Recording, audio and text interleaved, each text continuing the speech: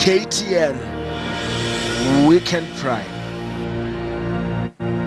Let's get back to our top story of the hour. Kenya has recalled its ambassador to the Federal Republic of Somalia and at the same time ordered Somali Ambassador to Kenya to leave Nairobi with immediate effect following a diplomatic row that has erupted between the two countries. Now, the drastic move follows what Kenya says is a consequence of a most regretful and egregious decision by the government of Somalia to auction off oil and gas blocks in Kenya's maritime territorial area. Duncan Hemba has that story.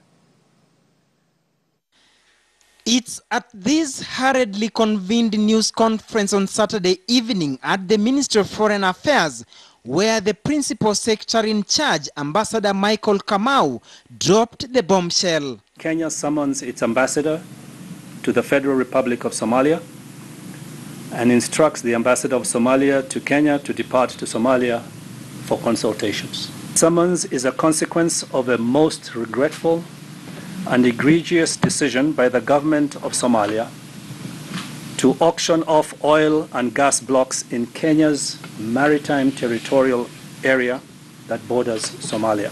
Yes, things have fallen apart between Kenya and her neighbor Somalia.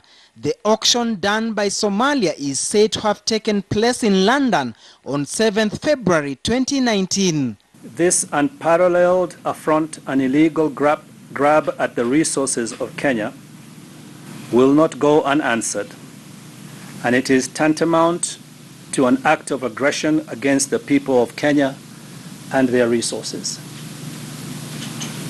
This outrageous and provocative auction deserves and will be met with a unanimous and resounding rejection by all Kenyans, as well as all people of goodwill who believe in the maintenance of international law and order and the peaceful and legal resolution of disputes.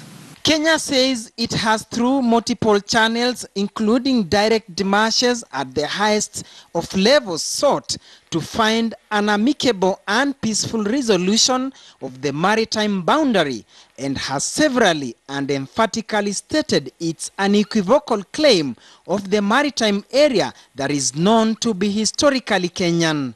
Kenya is prepared and ready to defend its territorial integrity at any cost, and considers all those directly or indirectly, whether Kenyan or non-Kenyan, in encroachment of Kenya's territory as enemies of the state and as adversaries of the people of Kenya.